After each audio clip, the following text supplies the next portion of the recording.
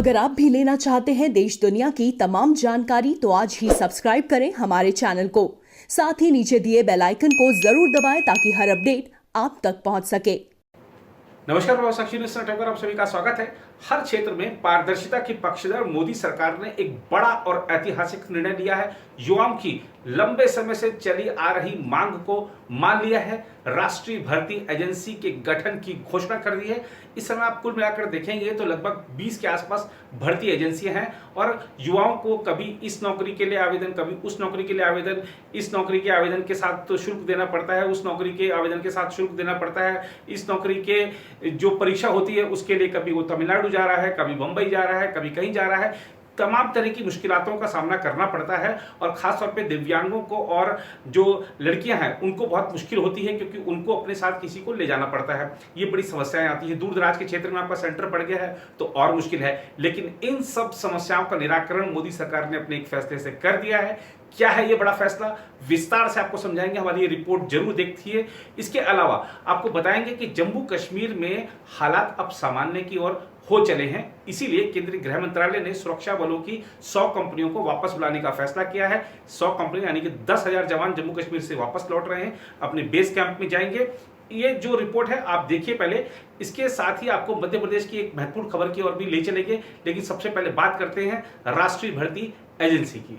केंद्रीय मंत्रिमंडल ने सरकारी नौकरियों के लिए भर्ती प्रक्रिया में परिवर्तनकारी सुधार लाने के उद्देश्य से साझा पात्रता परीक्षा आयोजित करने के लिए राष्ट्रीय भर्ती एजेंसी यानी एनआरए के गठन को बुधवार को मंजूरी प्रदान कर दी। प्रधानमंत्री नरेंद्र मोदी की अध्यक्षता में हुई केंद्रीय मंत्रिमंडल की बैठक में यह निर्णय किया गया। सरकार ने बताया है कि बहु एजेंसी निकाय के रूप में राष्ट्रीय भर्ती एजेंसी यानी एनआरए का गठन करने का निर्णय किया गया है, जो समूह ख और ग गैर तकनीकी पदों के लिए उम्मीदवारों की स्क्रीनिंग करने के लिए सामान्य योग्यता परीक्षा यानी सीईटी आयोजित करेगी। सरकारी बयान के अनुसार एनआरए एक बहु एजेंसी निकाय होगी जिसकी शासी निकाय में रेलवे मंत्रालय, वित्त मंत्रालय, वित्तीय सेवा विभाग, कर्मचारी चयन आयोग, रेलवे भर्ती बोर्ड तथा बैंकिंग कार्मिक चयन संस्थान के प्रतिनिधि शामिल होंगे। एक विशेषज्ञ निकाय के रूप में एनआरए केंद्र सरकार की भर्ती के क्षेत्र में अत्याधुनिक प्रौद्योगिकी और सर्वोत्तम प्रक्रियाओं का पालन करेगी। आपको समझाते हैं ये एनआरए क्या है। वर्तमान में सरकारी नौकरी के इच्छुक उम्मीदवारों को पात्रता की समान शर्तों वाले विभिन्न पदों के लिए अलग अलग भर्ती एजेंसियों द्वारा संचालित की जाने वाली भिन्न भिन्न परीक्षाओं में सम्मिलित होना पड़ता है। उम्मीदवारों को भिन्न भिन्न भर्ती एजेंसियों को शुल्क का भुगतान करना पड़ता है और इन परीक्षाओं में भाग लेने के लिए लंबी दूरियां तय करनी पड़ती हैं। इन अलग अलग भर्ती परीक्षाओं से उम्मीदवारों के साथ साथ संबंधित भर्ती एजेंसियों पर भी बोझ पड़ता है। इसमें बार बार होने वाले खर्च, कानून और व्यवस्था, सुरक्षा संबंधी मुद्दे और परीक्षा केंद्रों संबंधी समस्याएं शामिल हैं। औसतन इन परीक्षाओं में अलग से 2.5 से 3 करोड़ उम्मीदवार शामिल होते हैं। साझी पात्रता परीक्षा यानी सीईटी उम्मीदवार एक सामान्य योग्यता परीक्षा में केवल एक बार शामिल होंगे तथा उच्च स्तर की परीक्षा के लिए किसी या इन सभी भर्ती एजेंसियों में आवेदन कर पाएंगे।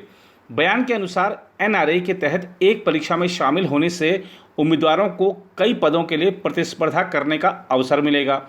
एनआरए और सीईटी की मुख्य विशेषताओं की बात करें तो एनआरए वर्ष में 2 बार ऑनलाइन माध्यम से सीईटी आयोजित करेगा। अभ्यर्थियों का पंजीकरण, रोल नंबर, एडमिट कार्ड, अंक पत्र, मेधा सूची आदि ऑनलाइन माध्यम से संचालित होंगी। सीईटी अनेक भाषाओं में उपलब्ध होगी। यह देश के विभिन्न हिस्सों से लोगों को परीक्षा में बैठने और चयनित होने के समान अवसर प्राप्त करना सुविधाजनक बनाएगी। सीईटी बहुविकल्प प्रश्नों पर आधारित परीक्षा होगी और इसका स्कोर कार्ड 3 वर्षों तक मान्य होगा। इसके लिए देश के प्रत्येक जिले में एक परीक्षा केंद्र स्थापित किया जाएगा, जिसमें 117 आकांक्षी जिले शामिल हैं। प्रारंभिक योजना देश भर में 1000 परीक्षा केंद्र स्थापित करने की है। इससे गरीब पृष्ठभूमि के उम्मीदवारों को राहत मिलेगी। वर्तमान में उम्मीदवारों को बहु एजेंसियों द्वारा संचालित की जा रही विभिन्न परीक्षाओं में भाग लेना होता है। परीक्षा शुल्क के अतिरिक्त उम्मीदवारों को यात्रा, रहने, ठहरने और अन्य पर अतिरिक्त व्यय करना पड़ता है। सीईटी जैसी एकल परीक्षा से काफ़ी हद तक उम्मीदवारों पर वित्तीय बोझ कम होगा। इससे महिला अभ्यर्थियों को भी काफ़ी राहत मिलेगी, क्योंकि कभी कभी उन्हें इन दूरस्थ स्थानों पर स्थित इन केंद्रों तक पहुंचने के लिए उपयुक्त व्यक्ति को ढूंढना पड़ता है। प्रत्येक जिले में परीक्षा केंद्रों की अवस्थिति से सामान्य तौर पर ग्रामीण क्षेत्रों के उम्मीदवारों तथा विशेष रूप से महिला उम्मीदवारों को अधिक लाभ होगा। सीईटी में भाग लेने के लिए अवसरों की संख्या पर कोई सीमा नहीं होगी। सरकार की मौजूदा नीति के अनुसार अनुसूचित जाति, अनुसूचित जनजाति और अपीव तथा अन्य श्रेणियों के उम्मीदवारों को ऊपरी आयु सीमा में छूट दी जाएगी। आने वाले समय में इस परीक्षा में शामिल होने वाले अभ्यर्थियों को प्रदान सीईटी स्कोर को केंद्र सरकार, राज्य सरकार, केंद्र शासित प्रदेशों, सार्वजनिक क्षेत्र के उद्यम, निजी क्षेत्र की अन्य भर्ती एजेंसियों के साथ साझा किया जा सकता है। एनआरए द्वारा गैर तकनीकी पदों के लिए स्नातक, उच्च माध्यमिक यानी 12वीं और मैट्रिक यानी 10वीं पास उम्मीदवारों के लिए अलग से इस सीईटी का संचालन किया जाएगा, जिसके लिए वर्तमान में कर्मचारी चयन आयोग, रेलवे भर्ती बोर्ड और बैंकिंग कार्मिक चयन संस्थान द्वारा भर्ती की जाती है। राष्ट्रीय भर्ती एजेंसी के लिए 1517.57 करोड़ रुपए की स्वीकृति प्रदान की गई है। यह व्यय 3 वर्षों की अवधि में किया जाएगा। एनआरए की स्थापना के अलावा 117 आकांक्षी जिलों में परीक्षा आधारभूत ढांचा स्थापित करने के लिए भी राशि खर्च होगी। उधर केंद्रीय मंत्रिमंडल की बैठक के बाद सूचना और प्रसारण मंत्री प्रकाश जावड़ेकर ने संवाददाताओं को बताया, युवाओं को फिलहाल नौकरी के लिए कई अलग अलग परीक्षाएं देनी पड़ती हैं। ऐसी परीक्षाओं के लिए अभी लगभग 20 भर्ती एजेंसियां हैं और परीक्षा देने के लिए अभ्यर्थियों को दूसरे स्थानों पर भी जाना पड़ता है। उन्होंने कहा कि इस संबंध में परेशानियां दूर करने की मांग काफ़ी समय से की जा रही थी। इसे देखते हुए मंत्रिमंडल ने साझा पात्रता परीक्षा लेने के लिए राष्ट्रीय भर्ती एजेंसी के गठन का निर्णय किया है। आज नौकरी के लिए जो युवा होते हैं उनको बहुत परीक्षाएं देनी पड़ती है और उनको लगभग 20 रिक्रूटमेंट एजेंसीज है। तो कोई 4-5 में अगर परीक्षाएं देता है तो उतनी परीक्षा उतनी जगह जाना, ये सब समाप्त करने के लिए एक ऐतिहासिक फैसले में नेशनल रिक्रूटमेंट एजेंसी, राष्ट्रीय भर्ती संस्था, ये परीक्षा लेने वाली कॉमन एलिजिबिलिटी टेस्ट ये लेगी और इसका करोड़ों छात्रों को लाभ मिलेगा। छात्रों को यानी युवाओं को लाभ मिलेगा जो नौकरी के लिए आवेदन करते हैं। इसके बारे में विस्तार से जानकारी देने के लिए हमारे साथी जितेंद्र सिंह जी आए हैं, लेकिन मैं इतना ही कहूंगा कि ये मांग थी पूरे युवा पीढ़ी की सालों से, लेकिन नहीं हो रहा था। लेकिन इस एक निर्णय से, नेशनल रिक्रूटमेंट एजेंसी से एक परीक्षा, उससे उनकी तकलीफ भी दूर होगी, उनका पैसा भी बचेगा और मानसिक स्वास्थ्य भी ठीक रहेगा। संवाददाता सम्मेलन में मौजूद केंद्रीय मंत्री जितेंद्र सिंह ने इस निर्णय को ऐतिहासिक बताया और कहा कि प्रारंभ में 3 एजेंसियों की परीक्षाएं राष्ट्रीय भर्ती एजेंसी के दायरे में आएंगी, लेकिन बाद में अन्य एजेंसियों को भी इसके दायरे में लाया जाएगा। उन्होंने कहा कि इससे ग्रामीण क्षेत्र के अभ्यर्थियों, महिलाओं, दिव्यांगों को विभिन्न नौकरियों के लिए परीक्षा देने, लंबी दूरी तय करने की परेशानी से मुक्ति मिलेगी। This is a revolutionary reform and I think one of the most landmark reforms in the history of independent India.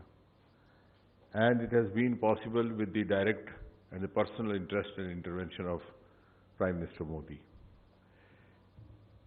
आपने विस्तार में ये प्रेजेंटेशन देखी, तो संक्षेप में यदि आप मुझसे पूछें तो मैं ये कहूँगा कि this is reform which will bring in ease of recruitment, ease of selection, ease of job placement, and thereby ease of living, particularly for certain sections of society which are at a disadvantage on one account or the other. उदाहरण के तौर पर economically not so privileged strata or lower economic strata. जैसा कि बताया गया कि सारा साल जब सिलेक्शन के इम्तहान होते रहें और सेंटर अलग अलग रहें तो इस इंट्रोजीनस देश में ये संभव नहीं रहता कि हर उम्मीदवार हर जगह अपने आप को उपस्थित कर पाए। उधर एक अधिकारी ने बताया कि शुरू में इसके दायरे में रेलवे भर्ती परीक्षा, बैंकों की भर्ती परीक्षा और कर्मचारी चयन आयोग आएंगे। उन्होंने बताया कि इस परीक्षा में हासिल स्कोर 3 साल तक मान्य होंगे। परीक्षा आयोजित करने के लिए हर जिले में कम से कम एक परीक्षा केंद्र स्थापित किया जाएगा। इसमें कहा गया है कि उम्मीदवारों द्वारा सीईटी में भाग लेने के लिए अवसरों की संख्या पर कोई सीमा नहीं होगी। सरकार की मौजूदा नीति तथा अन्य श्रेणियों के उम्मीदवारों को ऊपरी आयु सीमा में छूट दी जाएगी। उम्मीदवारों के पास एक ही पोर्टल पर पंजीकृत होने की तथा परीक्षा केंद्रों के लिए अपनी पसंद व्यक्त करने की सुविधा होगी। उपलब्धता के आधार पर उन्हें परीक्षा केंद्र आवंटित किए जाएंगे। साझा पात्रता परीक्षा अनेक भाषाओं में उपलब्ध होगी। यह इस फैसले का एक बहुत महत्वपूर्ण बिंदु है। उधर प्रधानमंत्री नरेंद्र मोदी ने कहा है कि राष्ट्रीय भर्ती एजेंसी का गठन देश के करोड़ों युवाओं के लिए वरदान साबित होगा और इससे अलग अलग परीक्षाओं से मुक्ति मिलेगी तथा समय के साथ साथ संसाधनों की भी बचत होगी। मोदी ने ट्वीट करके कहा कि इससे भर्ती प्रक्रिया में पारदर्शिता को और बल मिलेगा। उधर केंद्र सरकार ने बुधवार को केंद्र शासित प्रदेश जम्मू कश्मीर से अर्धसैनिक बलों के करीब 10,000 जवानों की तत्काल वापसी का आदेश दिया है। अधिकारियों ने यह जानकारी देते हुए बताया कि पूर्ववर्ती जम्मू कश्मीर राज्य को विशेष दर्जा देने वाले संविधान के अनुच्छेद 370 के ज़्यादातर प्रावधानों को समाप्त करने के बाद अतिरिक्त जवानों को वहां भेजा गया था। तब से पहली बार इतनी बड़ी संख्या में उनकी वापसी हो रही है। अधिकारियों ने कहा कि केंद्रीय गृह मंत्रालय ने जम्मू कश्मीर में केंद्रीय सशस्त्र पुलिस बलों की तैनाती की समीक्षा की, जिसके बाद फैसला लिया गया। गृह मंत्रालय ने इससे पहले मई में केंद्र शासित प्रदेश से CAPAF की करीब 10 कंपनियों को वापस बुलाया था। इससे पहले पिछले साल दिसंबर में 72 ऐसी इकाइयों को वापस बुलाया गया था। एक वरिष्ठ अधिकारी ने बताया कि बुधवार को CAPAF की कुल 100 कंपनियों की तत्काल वापसी का आदेश दिया गया है और उन्हें देश में उनके बेस में भेजने को कहा गया है।